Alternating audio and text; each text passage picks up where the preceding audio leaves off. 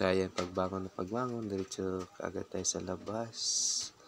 And stretching muna tayo para yung mga kasukasuan natin, yung blood vessel natin is dumaloy ng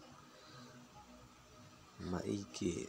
Ayan, so upo-upo muna tayo dito. Isip-isip at inom ng kape. Ay, may kape na pala dyan. Automatic pala. Ayan, yung mga gawaing bahay. Kagabi pa to, naiwan lang namin ng linisan.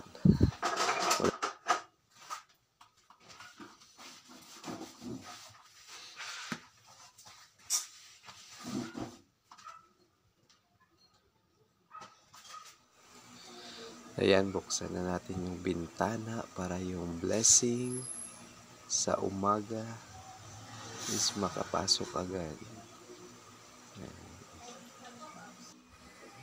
Ayan yung gising ng ating prinsesa. Ayan. Actually, kanina pa yan. Pakain-kain na lang. Ayan, na-arrange ko na yung buhok ng prinsesa natin kasi napakagulo ng buhok nito.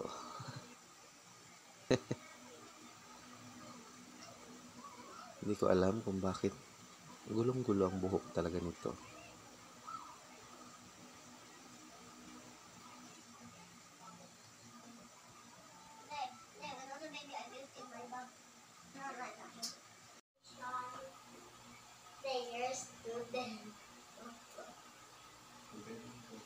Bye-bye.